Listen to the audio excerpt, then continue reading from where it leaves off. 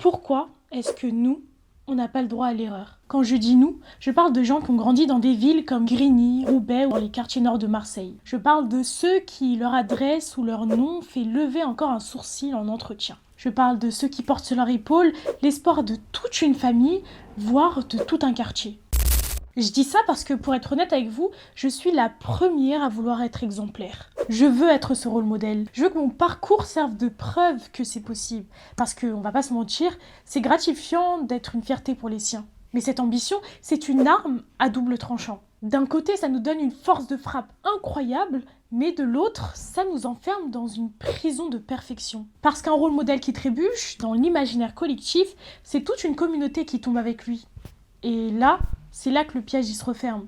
Pour nous, l'excellence, c'est un peu comme le loyer qu'on doit payer pour avoir le droit de rester dans la pièce. Si on est juste correct, on devient invisible, et si on est médiocre, on devient des statistiques. Dis-moi si tu te reconnais, mais est-ce que tu as déjà passé 15 minutes à relire un mail de 3 lignes? Tu traques la moindre faute, pas parce que tu kiffes la grammaire, et tu sais qu'une simple coquille pour toi, ce sera pas une simple faute, ce sera un manque d'éducation. Ou est-ce que ça t'est déjà arrivé en réunion d'avoir l'idée du siècle, mais tu te la gardes? T'as peur que ton intonation trahisse tes origines et que ta question, si elle est mal posée, décrédibilise tout ce que tu as fait pour en arriver là. On s'interdit d'être fatigué, d'être moyen ou d'être en apprentissage.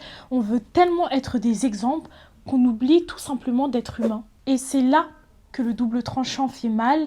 À force de vouloir être des modèles, on devient des ambassadeurs malgré nous. Parce que quand une personne bien née se plante, c'est son échec perso. Elle a mal géré, point. Et quand l'un d'entre nous se loupe, il a l'impression d'avoir validé tous les clichés du monde. On se dit, si je craque, je ferme la porte à tous les petits frères qui attendent derrière. On ne porte pas seulement notre carrière, on porte la réputation de toute une communauté. Et porter le poids du monde quand on vient juste de commencer sa carrière, c'est le meilleur moyen de tomber en burn-out avant 30 ans. Même ici, sur En Continu, je le ressens. Je veux vous proposer le meilleur, je veux que ça soit carré, pro, irréprochable. Mais j'apprends aussi à me dire que j'ai le droit de ne pas avoir réponse à tout et que j'ai le droit d'avoir des jours sans. Réclamer son droit à la médiocrité, ce n'est pas manquer d'ambition. C'est juste dire « je refuse que ma valeur dépende de ma performance ». On peut vouloir être exemplaire sans forcément être infaillible. Je pense vraiment que c'est ça la vraie liberté, ne plus avoir besoin d'être un super-héros pour être respecté. Parce qu'en vrai, on n'a pas besoin d'être parfait pour être légitime. Soyez ambitieux, visez les étoiles, soyez des modèles si vous en avez l'énergie, mais ne laissez jamais cette pression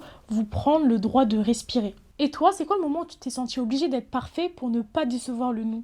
Dis-le-moi en commentaire, ça me fait plaisir de savoir qu'on est ensemble. Et abonne-toi, on continue sur tous les réseaux pour qu'on continue à déconstruire ensemble aussi dans les off de Koum. Partage cette vidéo à ce pote qui se met trop la pression parce qu'il veut porter tout le monde. C'était Koum pour En Continu.